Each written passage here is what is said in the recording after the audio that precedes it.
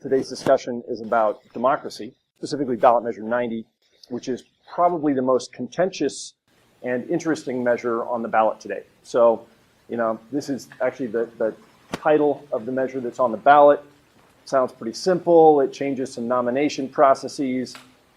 But if you're paying attention to the public dialogue, you'll notice something interesting, which is that this measure has spawned one of the biggest disinformation campaigns the state has ever seen.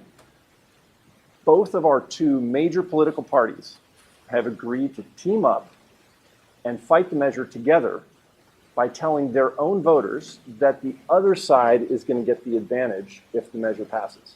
The Republicans are sending a message to all the Republicans saying the Democrats are going to get the advantage. And the Democrats are sending messages to all the Democrats saying the Republicans are going to get the advantage if the measure passes. And both of them are saying, follow the money to these big, scary out-of-state billionaires who are bankrolling a lot of the effort. What they don't tell you is that, like Mark Zuckerberg and Warren Buffett and Bill Gates, is that these guys have actually taken the billionaire giving pledge, in the case of Mike Bloomberg, to give away all of his money before he dies to causes that he believes in. So what's gotten all of our state's partisan elites in such a twitter that they're willing to put down their differences in a valiant defense of the status quo?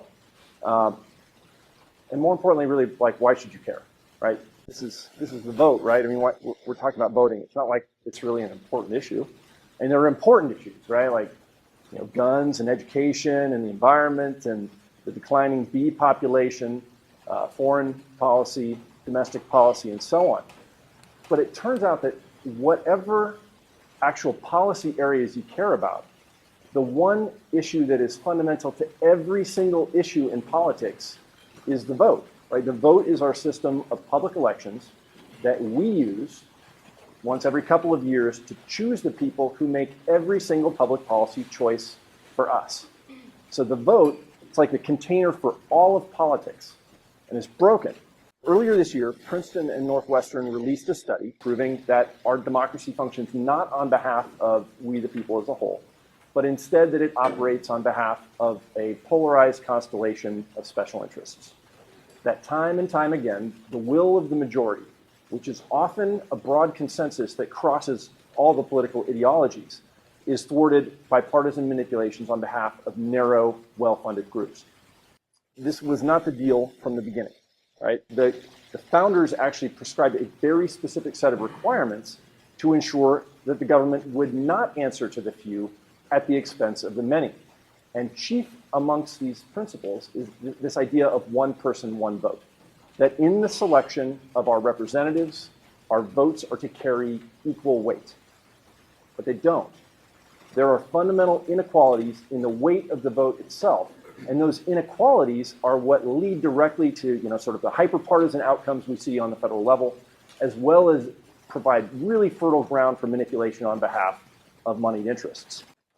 As it has been since ancient times, the test for equality of weight is balance, right? Lady Justice holds her scales. You put one thing on one side, one thing on the other. If they balance out, they weigh the same amount. So what does that mean for voting?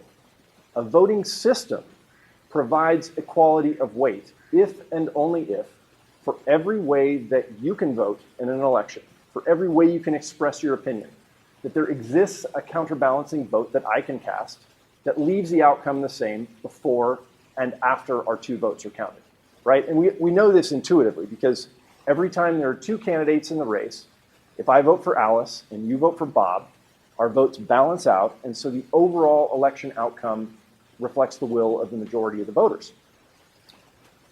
But because our current system limits us to just one choice, every time there are more than two candidates, the more similar ones split their supporters' votes, right?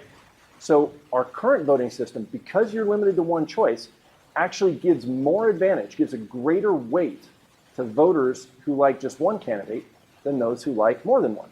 We actually have a name for this. We call it the spoiler effect. We call it vote splitting. At its root, it is an inequality in the vote, and it causes really horrible things to happen. The horrible thing that it causes to happen is that people tell you, look, don't actually vote for that candidate that you really like. Instead, choose the lesser evil in order that you prevent your worst outcome from happening. This just gives a huge sneaky advantage to the guys with the money, because the lesser evil is just one of the two. It's sort of like the more tolerable of the two candidates who are most beholden to the money. The strongest candidates, the one the media says are electable, those are really the only two viable choices under our current election system. And independents who don't have big backing don't even get a fair count. Instead, we vilify them for participating, because the better the better they do, the more likely it is that their presence on the ballot will cause the election of the greater evil. And this spoiler effect inequality has been known for a long, long time. It is what actually creates our two-party dominated system, which is why it's sort of ironic that the major party coalition opposing this ballot measure is actually quoting Ralph Nader's Tweedledee Tweedledum refrain and telling us that the state's minor parties will be destroyed if this measure passes, even though a supermajority of voters represented by those minor parties actually endorse the measure. But wait, there's more. So this is talking about a single election. We actually have two elections every cycle. The primary election was created more than a century ago to allow the voters to have the choice of which candidate would go on the general election ballot. So before the primary existed, general election candidates in the two parties were just simply chosen, either in the smoke-filled back rooms by the party insiders or at party conventions. But unfortunately, this effort, which was really to give more voice to the people, created another dimension of inequality in the vote, which is partisan exclusion. So now nearly a third of the voters, at last count 32.1%, are not in a major party, and so they can't participate in the primary. And for this room, it's actually much worse. So of the 40 and under crowd, 49% of voters under 40 are not in one of the two major parties. And if you just registered within the last several months, odds are very good that you didn't select to join a major party. 80% of new registrants in Oregon elected not to join a major party. And that's really a particular problem because the overwhelming majority of our districts in the state are safe, right? They call them safe districts. What does it mean that a district is safe? Who's it safe for? Who's it safe from? Well, a safe district is a district that has such an advantage for one party that whomever is chosen in their primary always wins the general election. So much so that they often run unopposed in the general election. So because our districts provide so many of our districts provide just one party with so much of an advantage, the determinative choice of our representation for 80% of our representatives is made only by one party in that party's primary. And that, when you add up the number of people who aren't in a major party and the number of people who are in a major party but are on the other side of the safety equation, it's more than half of the voters. It's 51% of us have effectively zero voice and representation. So that's our status quo. We have a system that heavily favors, by the spoiler effect, those candidates who have the most money, and we have an election system that divides us by party and creates these hyperpartisan outcomes. So California and Washington created a new kind of primary election to fix that whole partisan exclusion problem, right? Instead of segregating the voters by major party or not, everyone gets the same ballot, and the two who get the most votes, regardless of party, move on to the next step at the general election. So the vote between the top two, well, it's a vote between two. It's always an equal choice. But what about the first step, right? What about how do you figure out who get to be in the top two?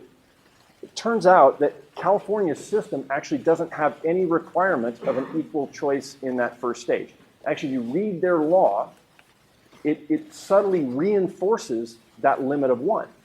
So in California, what you see is actually a magnification of that spoiler effect that causes us to vote for the lesser evil candidate. Election costs have increased, and in some cases, both candidates who advance don't at all represent the majority of the voters. There's a big difference in the way that the Oregon law is written. None of the 30 sections of Oregon's Measure 90 reference a limit of one choice. Quite the opposite. In its very first operative paragraph, Measure 90 requires the legislature to create an equal vote, not just in the second stage, but also in the first stage, where we all will have the equal ability to select those two finalist candidates. But what does that mean? How do you, if you've got more than two on the ballot, how do you make an equal vote? So it turns out that that choice of a single favorite is the simplest rank ordering voting system, right? Just pick your one favorite. There are other rank order voting systems like instant runoff voting that let you rank multiple candidates, first choice, second choice, third choice, fourth choice, and so on. But it turns out that every single rank ordered voting system fails the test for equality of weight. Why?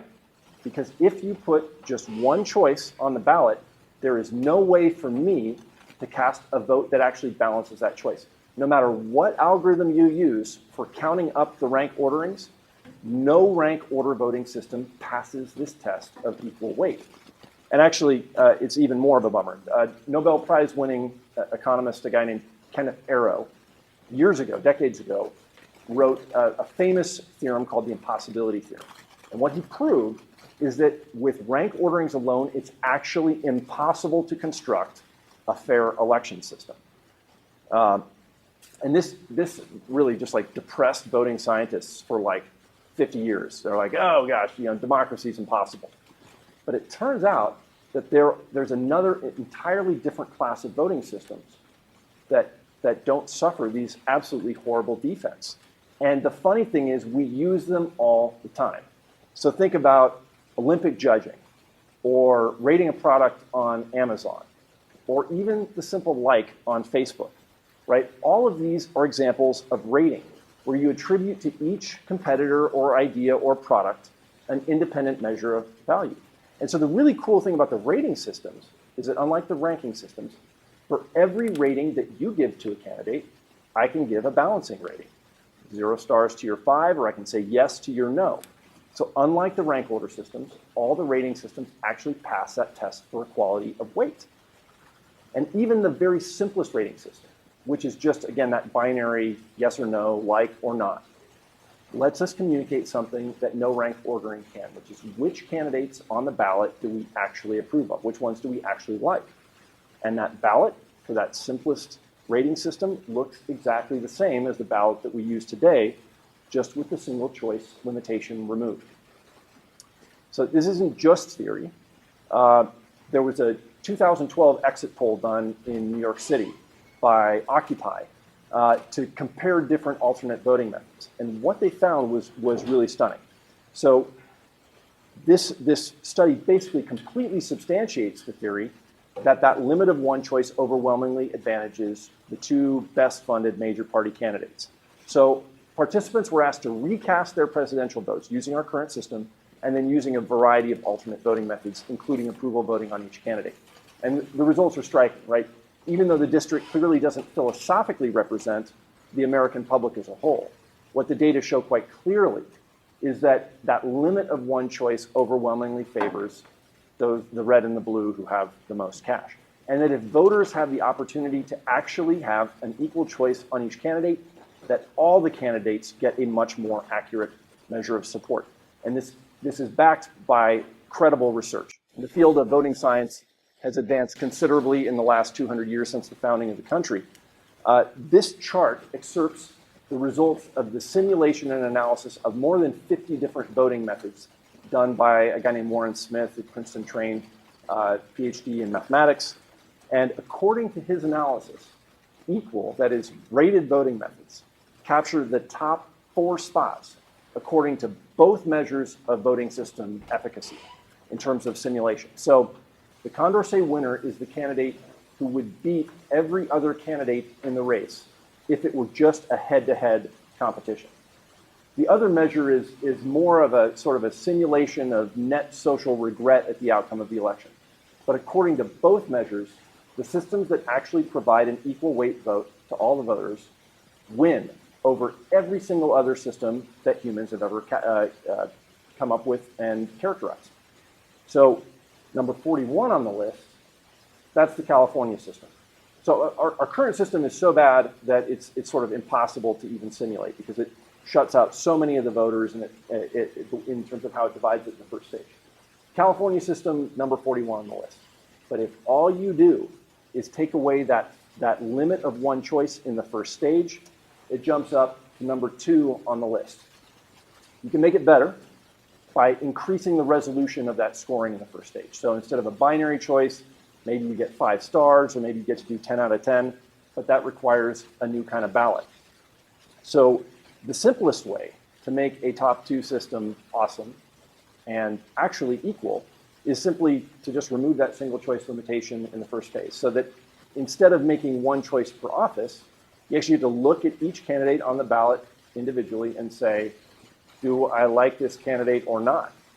Without having to say, how much money has she raised? Does the media say he's electable? Right? You just get to look at the candidate and think, I like, support.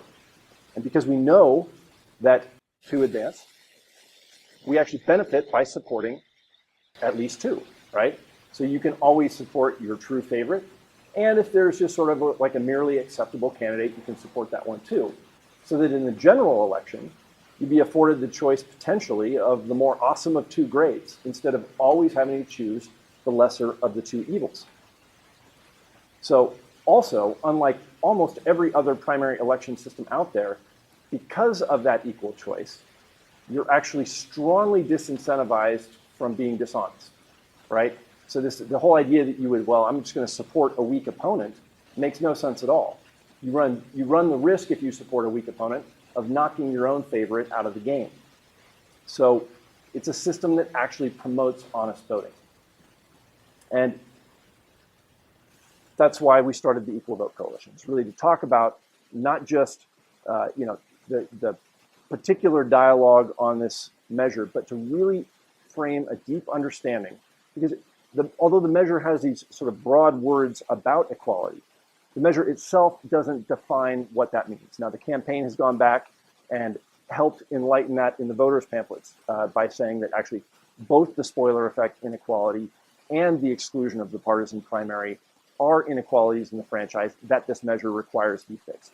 But the purpose of this coalition is really to gather people together to say, yes, actually, we do want an equal vote amongst all the people.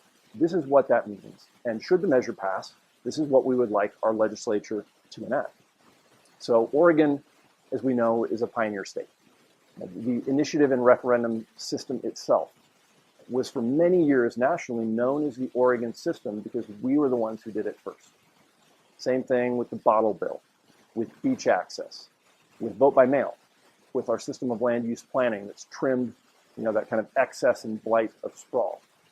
Something that's really cool is that U.S. national elections have only ever used ranked order voting systems, which means that the equal vote could be another very significant Oregon first.